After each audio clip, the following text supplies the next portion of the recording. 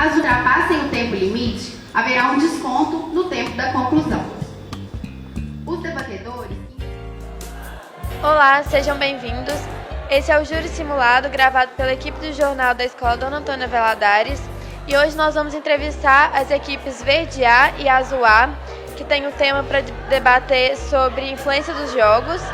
E vamos entrevistar também as equipes Branca A e Branca B, que vão debater sobre pena de morte. Aproveitem.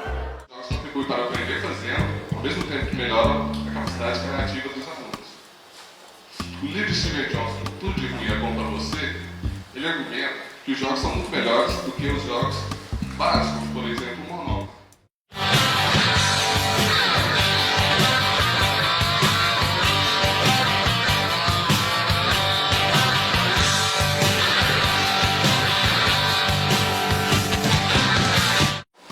Durante os jogos também eles conseguem ter uma fuga momentânea da realidade, onde eles podem assim esquecer dos problemas da vida real e através dos desafios propostos nos jogos. É muito comum os filhos serem uma pessoa perto dos pais e outra quando estão sós.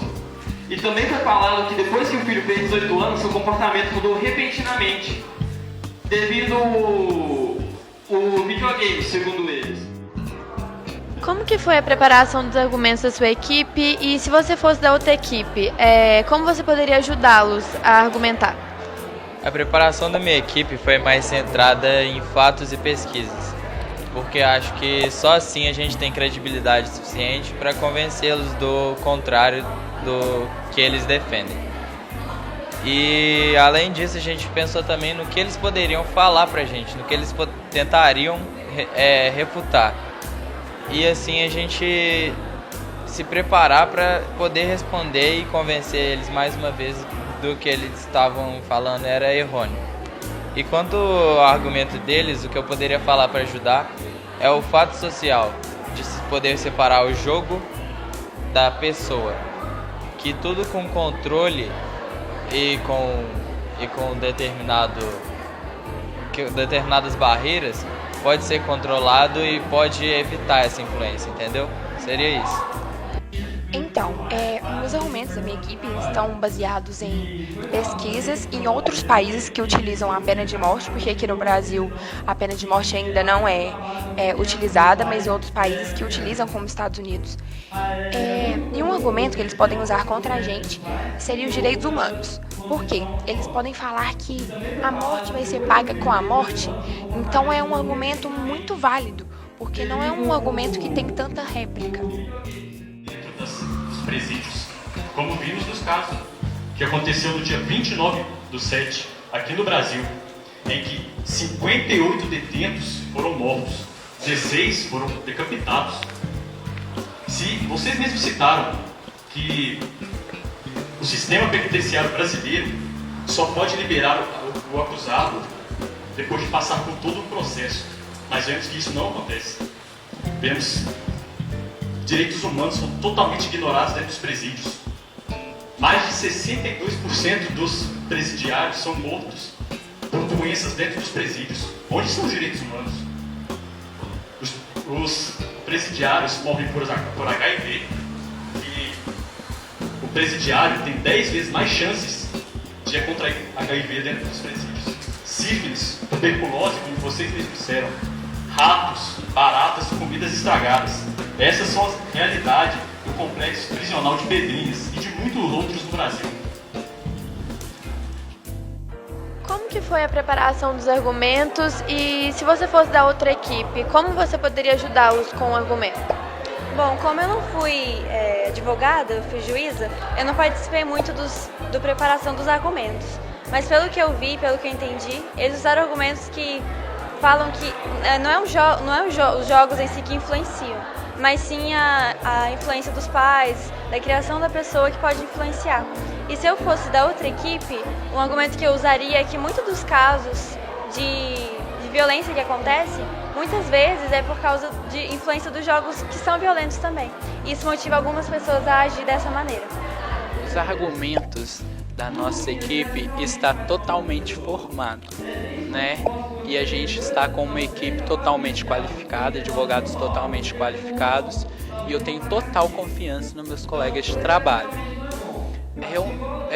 Primeiramente, antes de falar o que poderá ser perguntado pela equipe adversária, a gente pode falar o que são os crimes hediondos. O que são?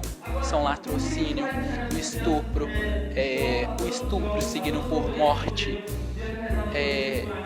a prostituição de menores, né? Então, das perguntas, dos argumentos que eles podem estar usando contra nós e que minha equipe, né, nossa equipe, está totalmente qualificada para responder isso, é sobre que pode diminuir você matar a pessoa culpada por esses crimes, você vai estar diminuindo os valores gastos nas cadeias.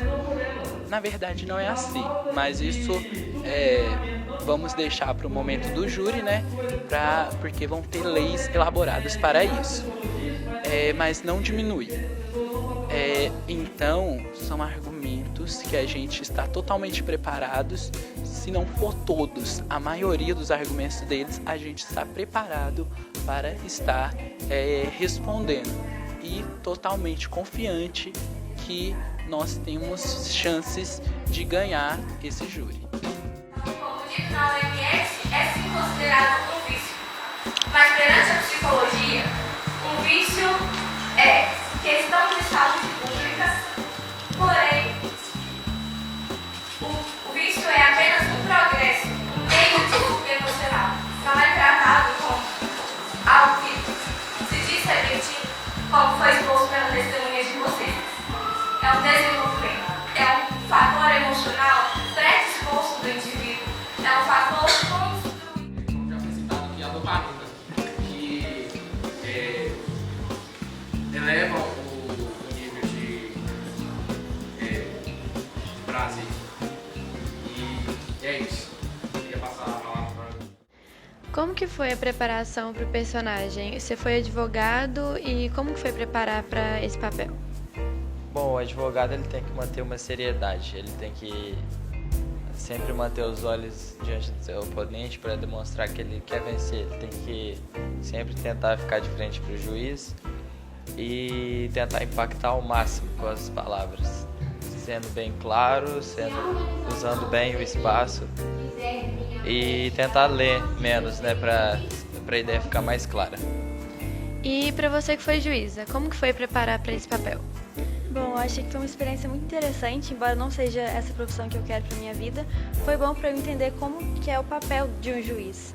E para você representar um juiz, você tem que treinar bastante, né, a leitura do que você vai falar e também manter a seriedade, né, porque lá naquele momento o juiz é a autoridade máxima. E também saber lidar com qualquer situação que acontecer no debate, porque é responsabilidade do juiz também. O que vocês prepararam sobre os personagens, tipo, alguma surpresa? E qual a parte mais difícil de um personagem? Então, durante o júri vamos ter várias surpresas, né? Como a nossa vítima, que sofreu um caso muito trágico. Então, para eles vai ser uma surpresa, tanto as perguntas que faremos para eles também.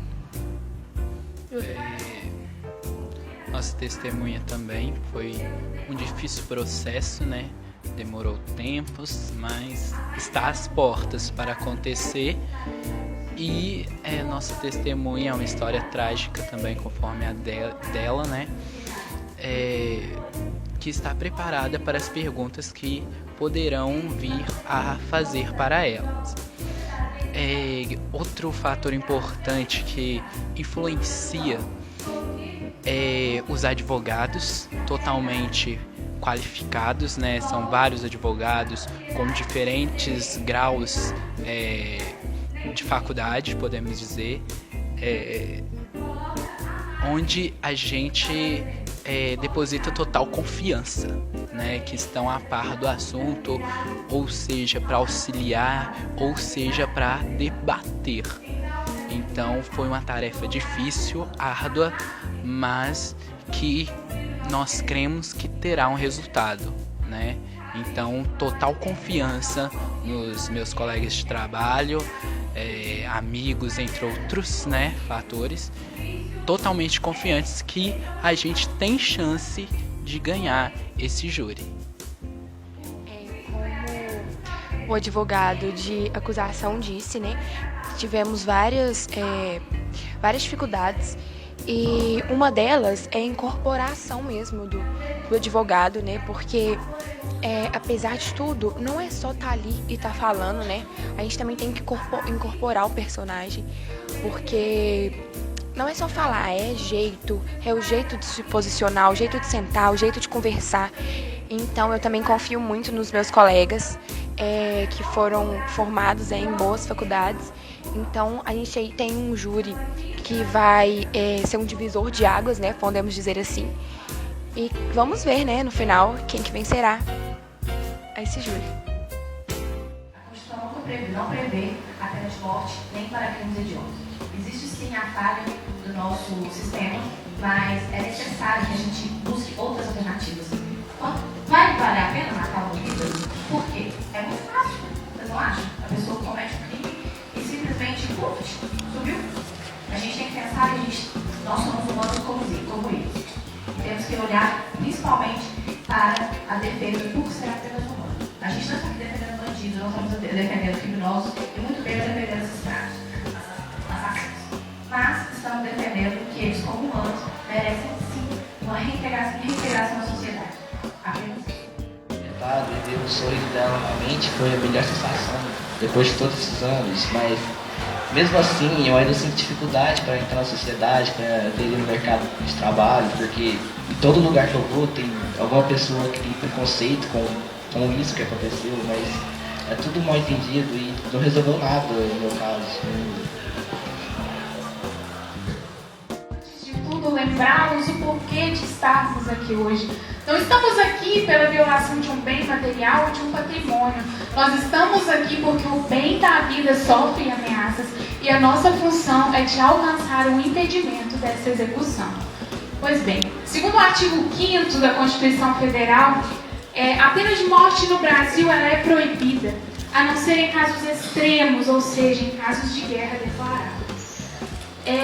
Esse artigo ele não pode ser modificado, uma vez que ele está incluso nas cláusulas pétreas, e que não permitem ser excluídos ou restringidos. Ainda assim, em base no artigo 3º da Declaração Universal dos Direitos Humanos, que diz que todo indivíduo tem direito à vida, à liberdade e à segurança pessoal.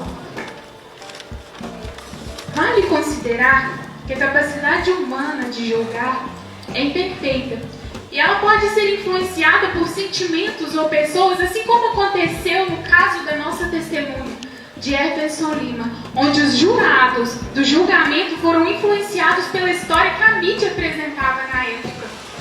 Então, esse fator da não imparcialidade nos judiciários, aliado ao sistema investigativo que é demorado, isso é verídico, que é demorado, e isso compromete o resultado final do julgamento.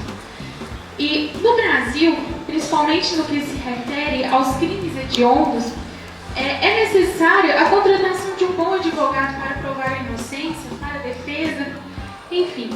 A partir daí surge... Esse projeto que vocês estão falando vai resolver os problemas? Por que não vai resolver o problema da nossa vítima para fazer que ela tenha total inserção no mercado de trabalho? E sem contar que vocês estão falando que a rebelião foi motivo por causa da falta de eficiência penitenciária e não dos detentos que estão constituindo ela, pois se mesmo já foi falado aqui várias vezes que os crimes hediondos são cometidos por distúrbios psicológicos e que não é o tratamento que eles vão receber que vão mudar isso.